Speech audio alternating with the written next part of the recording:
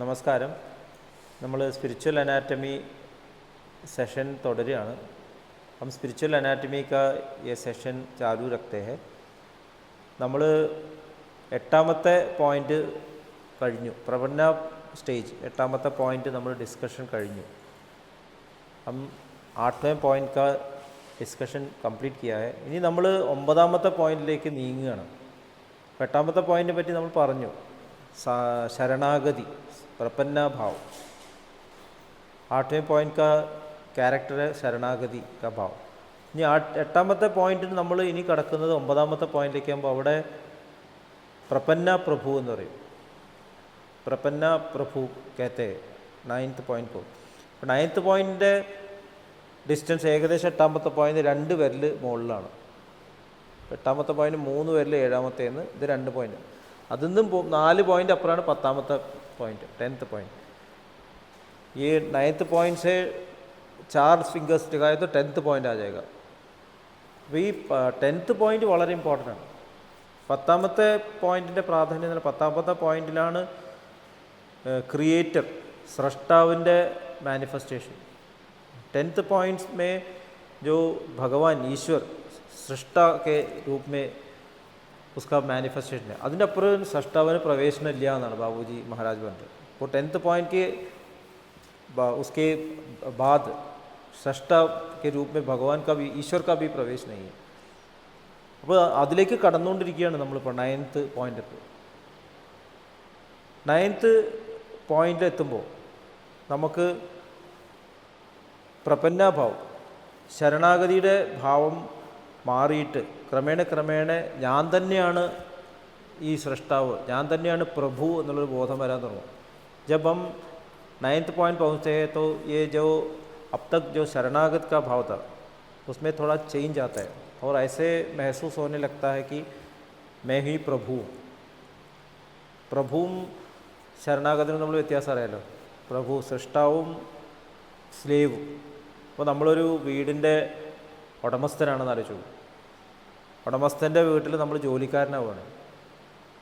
May ഘർ കാ വോ calm കർത്താ ഹൂം, സേവക്കും Malik ദൂസറാ Aadmi. നമ്മൾ ഇവിടുന്ന് പ്രൊമോട്ട് ചെയ്തിട്ട് പെട്ടെന്ന് ഓണറായി മാറുമെന്ന് ആലോചിച്ചു. വീടിൻ്റെ ഓണറാകുമ്പോൾ എന്തായിരിക്കും? അപ്പോൾ പെരുമാറ്റത്തിന് വലിയൊരു മാറ്റം വരും. നമ്മുടെ ഉത്തരവാദിത്തങ്ങളിലൊക്കെ മാറ്റം വരാൻ തുടങ്ങും. അപ്പോൾ ആ ഒരു സ്റ്റേജാണ് നമ്മൾ ചേഞ്ചിൻ്റെ ഒരു സ്റ്റേജാണ്. അപ്പോൾ വേറെ ഉദാഹരണം പറയാം. മകൻ അച്ഛൻ്റെ സ്ഥാനം ഏറ്റെടുക്കാൻ പോവുകയാണ്. അപ്പോൾ അച്ഛനുള്ള കാലത്ത് മകന് उत्तरवादित्वങ്ങളില്ല. जब पिताजी थे तब बच्चे का उतना रिस्पॉन्सिबिलिटी नहीं है. जब पिताजी चल बसे उसके बाद बच्चा हो गया मालिक. അപ്പോൾ ഒരു ഭയങ്കര ഒരു പ്രശ്നം ഉണ്ടാവും. കുറേ ദിവസം ഞാൻ മകനാണോ അച്ഛനാണോ ഒരു വളരെ ബുദ്ധിമുട്ടാണ്. ഉത്തരവാദിത്തങ്ങൾ നിറവേറ്റാൻ ബുദ്ധിമുട്ടാവും. അപ്പോൾ ഏകദേശം ആ ഒരു സ്റ്റേജാണ് പ്രപന്ന പ്രഭു എന്ന് പറയുന്നത്. അപ്പോൾ പ്രപന്ന പ്രഭുവിൽ വരുമ്പോൾ നമുക്ക് ഡയറക്റ്റായിട്ട് ആ ഒരു ദർശനം ഉണ്ടാവുകയാണെന്നാണ് പറഞ്ഞത്. ആദ്യമായിട്ട് നമുക്ക് ഈശ്വര ദർശനം അതിൻ്റെ പൂർണ്ണതയിൽ വരുന്ന പ്രപന്ന പ്രഭു സ്റ്റേജിലാണ്. जब हम प्रपन्ना प्रभु पहुँचते हैं तो हमको और अब्सल्यूट का दर्शन मिलने लगता है. നമ്മൾ ശരിക്കും എന്താണ് എന്നുള്ളതിനെ പറ്റിയൊരു അറിവ് നമുക്ക് പറഞ്ഞറിയിക്കാൻ പറ്റില്ല. मैं सच में क्या हूँ, कौन हूँ, इसके बारे में हमको अंदर एक फीलिंग आने लगता है. അത് എക്സ്പ്ലെയിൻ ചെയ്യാൻ നമുക്ക് പറ്റില്ല. കാരണം സർവ്വചരാചരങ്ങൾ ഹൃദയത്തിൽ ഈശ്വരൻ വസിക്കുന്നു എന്ന് നമ്മൾ കേട്ടിട്ടുണ്ട്. എല്ലാവരെയും ഹൃദയത്തിൽ ഈശ്വരൻ വസിക്കുന്നു. നമുക്ക് ക്രമേണ തോന്നാൻ തുടങ്ങും ഞാൻ തന്നെയാണ് വസിക്കുന്നത്.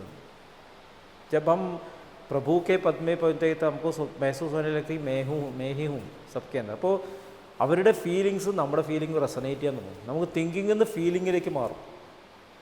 ചിന്താ സേ ഹം ഫീലിംഗ് की तरफ, അനുഭവ് की तरफ ബദൽത്താ है. അപ്പോൾ നമ്മൾ വേറൊരാളൊരു കാര്യം ചിന്തിക്കുമ്പോൾ അതിൻ്റെ ഫീലിംഗ് നമുക്ക് മനസ്സിലാവും. നമ്മളവർ പറയുന്നതിൻ്റെ ഉള്ളിലുള്ള മനോഭാവം എന്താണ് അത് തന്നെ നമുക്ക് ഫീൽ ചെയ്യാൻ തുടങ്ങും. അതാണ് പ്രപന്ന പ്രഭുവിൻ്റെ അത്ഭുതം. പ്രപന്ന പ്രഭുവിൻ്റെ വേറൊരു അത്ഭുതം എന്ന് പറഞ്ഞാൽ നമ്മളുടെ ശരിക്കുള്ള എൻറ്റിറ്റി, നമ്മുടെ ശരിക്കുള്ള വ്യക്തിത്വം വെളിവാക്കപ്പെടുന്നത് പ്രപന്ന പ്രഭു സ്റ്റേജിലാണ്. നമ്മുടെ ശരിക്കുള്ള എൻറ്റിറ്റി, സ്പിരിച്വൽ എൻറ്റിറ്റി എന്ന് പറയും.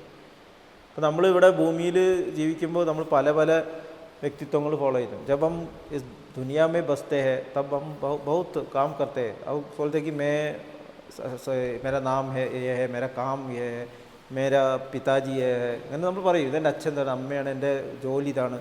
അപ്പോൾ നമ്മൾക്ക് ഒരു ഫിക്സഡ് എൻറ്റിറ്റി ഇല്ല. നമുക്കിവിടെ ഒരു ഫിക്സഡ് ആയിട്ടുള്ള ഒരു ഐഡൻറ്റിറ്റി ഇല്ല.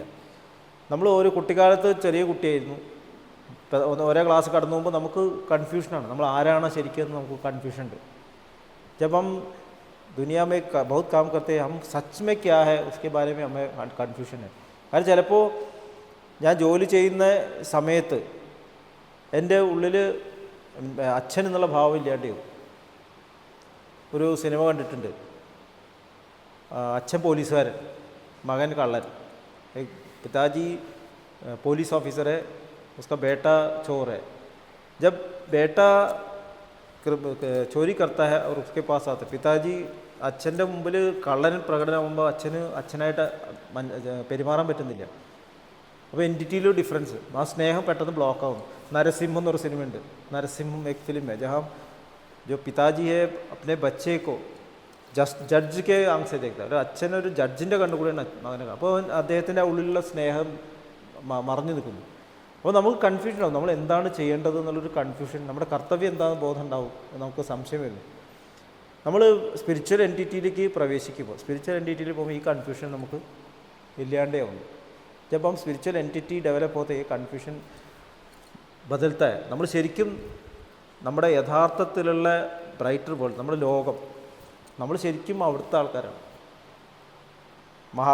സ്വാമി വിവേകാനന്ദ പറയും, we are divine beings with a human body എന്ന് പറയും. നമ്മൾ ശരിക്കും ദിവ്യമായിട്ടുള്ള വ്യക്തിത്വങ്ങളാണ് മനുഷ്യ ശരീരം എടുത്തുനിന്ന് മാത്രം. നമ്മൾ തിരിച്ചാണ് വിചാരിക്കുന്നത്. നമ്മൾ ഇതുവരെ വിചാരിച്ചെന്താണ്, എൻ്റെ ശരീരത്തിലുള്ള ഈശ്വരൻ വസിക്കുന്നു എന്നാണ്. നമ്മൾ അങ്ങനെയാണ് വിചാരിക്കുന്നത്. जब हम अब क्या सोचते हैं कि हमारे हृदय में भगवान बसता है, ഡിവിനിറ്റി എൻ്റെ ഹൃദയത്തിലുണ്ട്. ശരിക്കും അങ്ങനെയല്ല. ഞാൻ ഡിവിനിറ്റിയാണ്, ഞാൻ മനുഷ്യ ശരീരം എടുത്തിരിക്കുന്നത്. ഞാൻ വിസിറ്റർ ഓൺ ദിസ് എർത്ത്, ഞാൻ ഈ ഭൂമിയിൽ വിസിറ്റ് ചെയ്യാൻ വന്നിരിക്കുകയാണ്, അല്ലെങ്കിൽ ലോകങ്ങളിൽ വിസിറ്റ് ചെയ്യാണ്. ശരിക്കും എൻ്റെ ലോകം ഇതല്ല.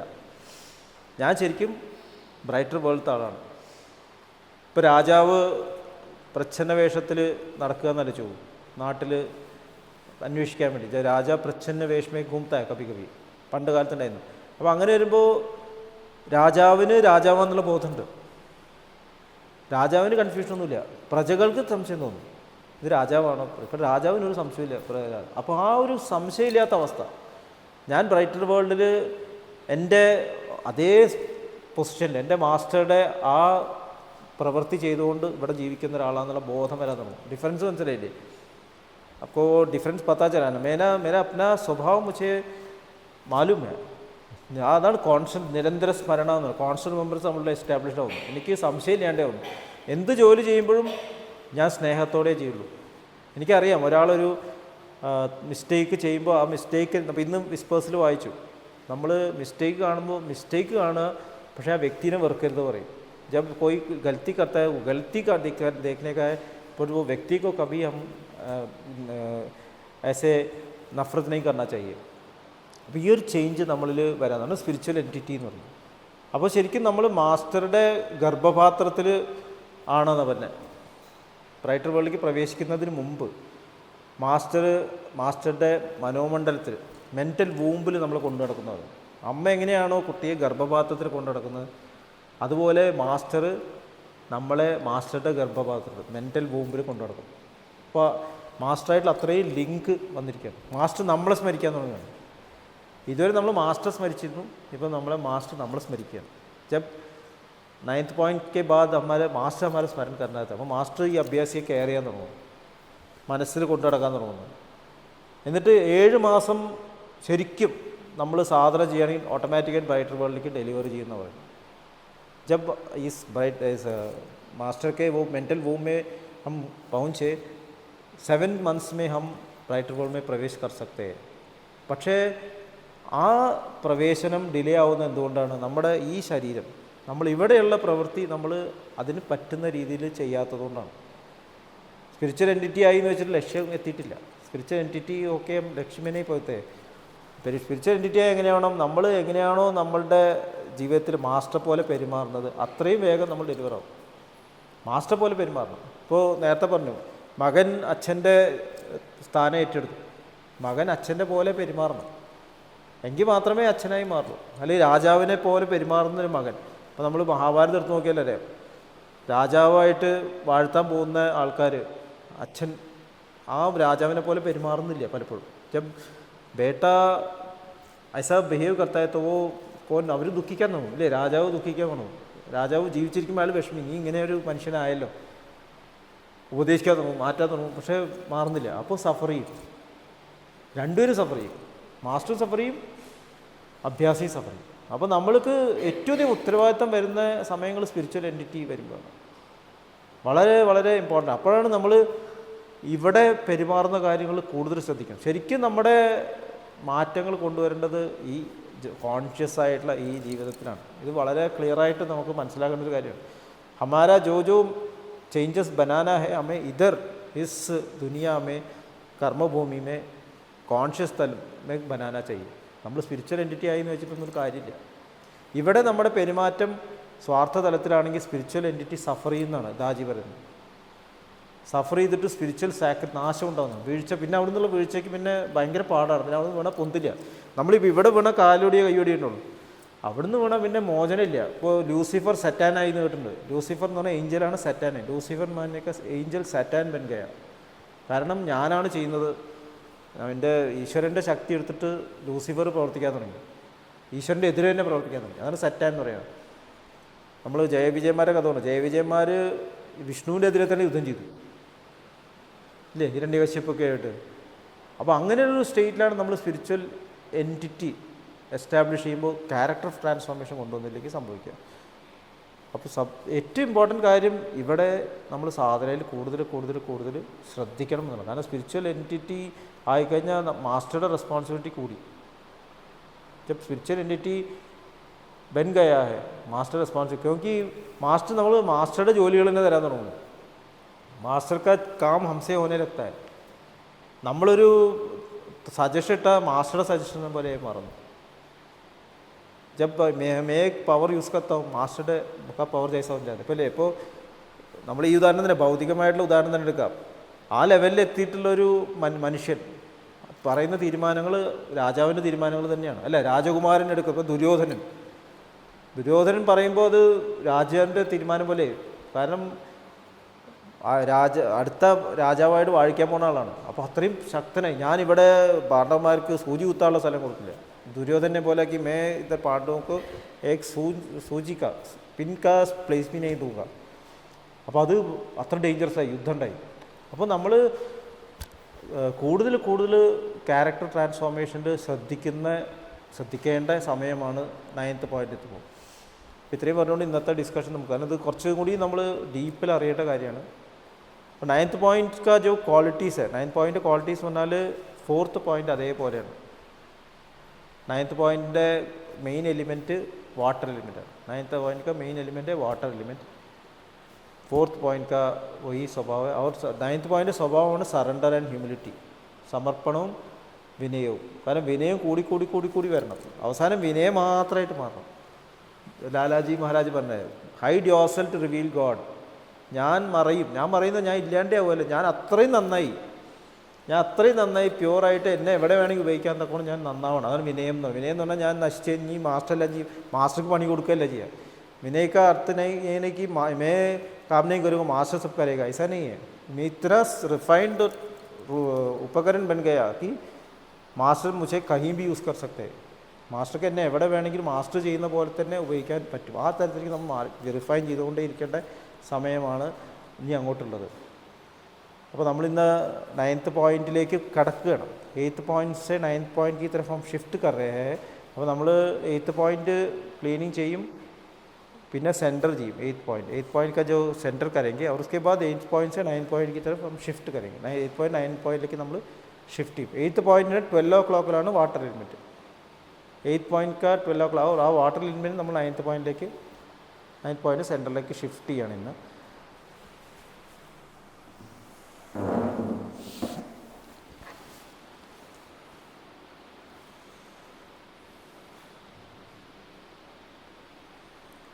കണ്ണുകളടച്ച് ശാന്തമായിരിക്കും. आँख बंद करके शांत होके बैठिए. फर्स्ट पॉइंटिൽ നമുക്ക് മെഡിറ്റേഷൻ ആരംഭിക്കാം. മെഡിറ്റേഷൻ शुरू करेंगे ഫസ്റ്റ് പോയിന്റ് से. ഹൃദയത്തിൽ കുടികൊള്ളുന്ന സ്നേഹത്തിൻ്റെ സ്രോതസ്സിൽ നിന്നും ഉദ്ഭവിക്കുന്ന ദിവ്യപ്രകാശം മനസ്സിനെ ആകർഷിക്കുന്നതായി അനുഭവിക്കും. हृदय में स्थित दिव्य स्रोत से आती हुई दिव्य प्रकाश मन को आकर्षित करते हुए महसूस कीजिए. ദിവ്യ പ്രകാശ് में ധ്യാൻ शुरू कीजिए. മനസ്സിൽ ചിന്തകൾ വരുന്നുണ്ടെങ്കിൽ മൃദുവായി അവഗണിക്കുക. ദിവ്യപ്രകാശത്തിൽ ധ്യാനം തുടരുക. मन में अगर चिंताएं आती है धीमे से उनको इग्नोर कीजिए और दिव्य प्रकाश में ध्यान चालू रखिए. Please start meditation.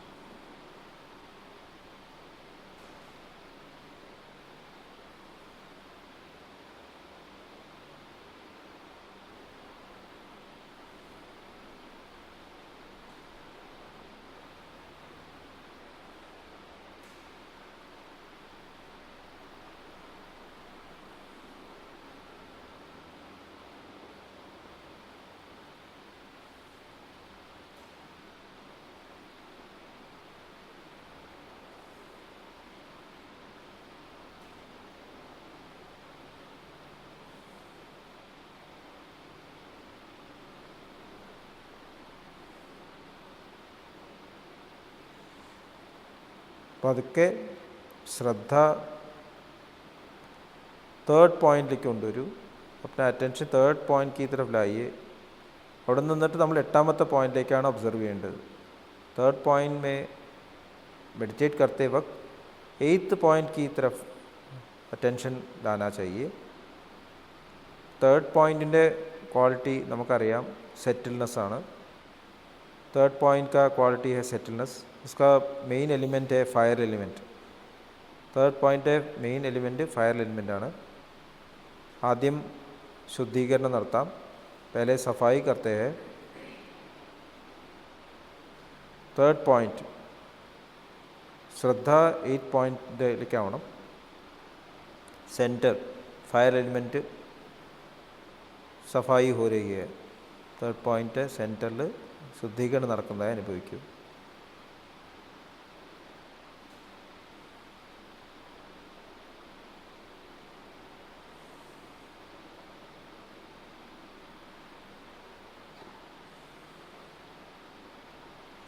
ഫോർത്ത് പോയിന്റിലേക്ക് വരൂ. Fourth point fire element 9 o'clock position.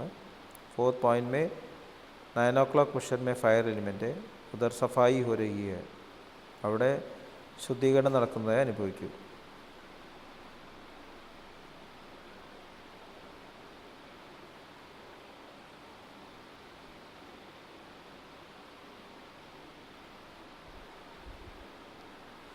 അവിടെ നിന്നും ഫിഫ്ത്ത് പോയിന്റിലേക്ക് വരൂ.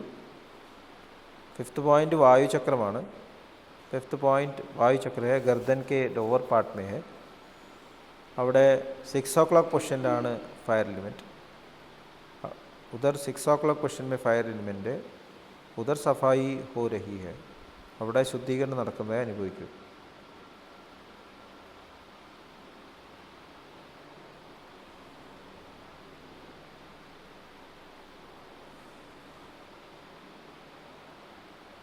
ഇനി ഫസ്റ്റ് പോയിന്റിലേക്ക് വരൂ.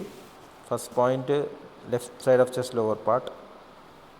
ഫസ്റ്റ് പോയിന്റ് എർത്ത് എലിമെൻറ്റാണ്, മെയിൻ എലിമെൻറ്റ്, ഭൂമി ചക്രമാണ്. അവിടെ 3 o'clock പൊസിഷനിലാണ് ഫയർ എലിമെൻറ്റ്. ഉധർ 3 o'clock പൊസിഷൻ में ഫയർ എലിമെൻറ്റ്. അവിടെ ശുദ്ധീകരണം നടക്കുന്നതായി അനുഭവിക്കും. ഉധർ സഫായി ഹോ രഹി है.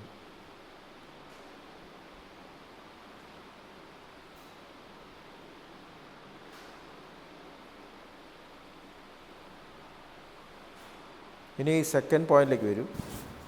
സെക്കൻഡ് പോയിന്റ് ആത്മചക്രം, right side of chest lower part. അവിടെ 12 o'clock പൊസിഷനിലാണ് ഫയർ എലിമെൻറ്റ്. ഉധർ 12 o'clock പൊസിഷൻ में ഫയർ എലിമെൻറ്റ് है. അവിടെ ശുദ്ധീകരണം നടക്കുന്നതായി അനുഭവിക്കൂ. ഉധർ സഫായി ഹോ രഹി है.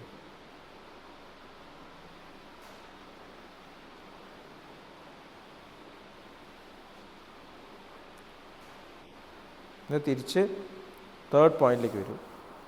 Left side of chest upper part. Third point fire chakra, അഗ്നിചക്രമാണ്. പിന്നെ നമ്മൾ അഗ്നിചക്രത്തിൽ നിന്ന് അഗ്നിചക്രത്തിൽ നമ്മൾ മെഡിറ്റേറ്റ് ചെയ്യുമ്പോൾ 8th പോയിന്റിലേക്ക് ശ്രദ്ധിക്കണം. നമ്മൾ ഡിസ്കസ് ചെയ്തു പ്രപന്ന സ്റ്റേറ്റ്. പ്രപന്ന സ്റ്റേറ്റിൽ നിന്ന് പ്രപന്ന പ്രഭു സ്റ്റേറ്റിലേക്ക് ഷിഫ്റ്റ് ചെയ്യാണ്.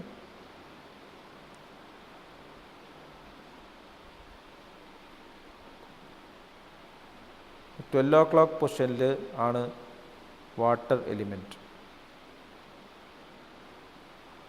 8th ചക്രയുടെ 12 ഓ ക്ലോക്ക് പൊസിഷനിൽ നിന്നും 9th ചക്രയുടെ സെൻറ്ററിലേക്ക് മൂവ് ചെയ്യുന്നതായിട്ട് അനുഭവിക്കും. 8th പോയിൻ്റ് എന്ന് പറയുന്നത് നമ്മൾ ഡിസ്കസ് ചെയ്തു ഫോർഹെഡിൻ്റെ അപ്പർ പാർട്ടിലാണ്. അവിടെ നിന്ന് ഏകദേശം 2 വിരൽ മുകളിലാണ് 9th പോയിൻ്റ്.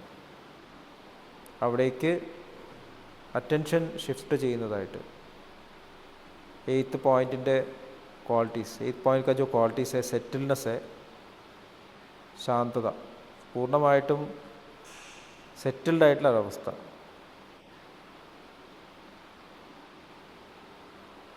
അപ്പോൾ അതിൽ എല്ലാ എലിമെൻസിൻ്റെയും ക്വാളിറ്റീസ് ഉൾക്കൊണ്ടുകൊണ്ട് 8th पॉइंट का जो क्वालिटीज़ है പ്രപന്ന ശരണാഗതി का भाव. ശരണാഗതിയുണ്ട്. ശരണാഗതിയുടെ എല്ലാ സ്വഭാവങ്ങളും മാസ്റ്ററിൻ്റെ ഒപ്പമുണ്ട്. മാസ്റ്റർ പറയുന്ന ഇൻസ്ട്രക്ഷൻസ് കേൾക്കാനുള്ള ആ ഒരു സമർപ്പണ ബോധം അതുണ്ട്. മാസ്റ്റർ का पूर्ण तरफ से शरणागत भाव है, पूर्ण समर्पण है. അവിടെ നിന്ന് നമ്മൾ 9th പോയിൻറ്റിലേക്ക് മൂവ് ചെയ്യാണ്. उधर से हम 9th पॉइंट की तरफ ഷിഫ്റ്റ് कर रहे हैं. 9th പോയിൻ്റ് സ്വഭാവം എന്ന് പറയുന്നത് സമർപ്പണം കുറച്ചും കൂടി ആഴത്തിലായി. ഇതർ സമർപ്പൺ ज़्यादा ഡീപ്പ് होने लगता है. ഹ്യൂമിലിറ്റി ഉണ്ട്. മാസ്റ്ററോടുള്ള ഭക്തി സ്നേഹ ഭാവങ്ങളോട് കൂടിയിട്ട് മാസ്റ്ററുടെ കൈകൾ പിടിച്ചുകൊണ്ട് തന്നെ നമുക്ക് 9th പോയിൻറ്റിലേക്ക് നീങ്ങണം. मास्टर से भक्ति स्नेह भाव में मास्टर का हाथ पकड़ के ही हमको 9th पॉइंट की तरफ मूव करना है. Please start meditation.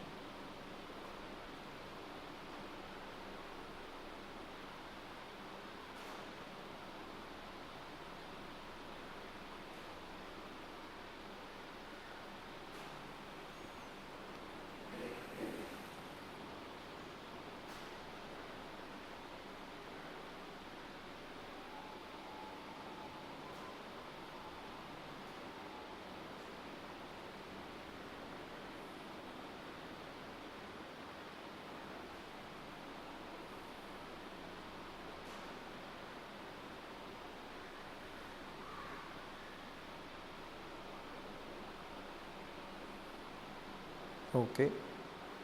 മാസ്റ്ററുടെ അനുഗ്രഹത്തോടെ ലഭിച്ചിട്ടുള്ള ക്വാളിറ്റീസ് മാസ്റ്ററുടെ പ്രവൃത്തികളിൽ ഉപകരണമായിട്ട് പ്രവർത്തിപ്പിക്കാൻ എനിക്കുള്ള കഴിവുകൾ തരട്ടെ. मास्टर की कृपा से जो क्वालिटीज़ हाजिर हुआ है, मास्टर का ही काम करने के लिए मुझे वो क्षमता दे. इस प्रार्थना भाव में आंख खोलिए. ഈ പ്രാർത്ഥനാഭാവത്തിൽ പതുക്കെ കണ്ണുകൾ തുറക്കും.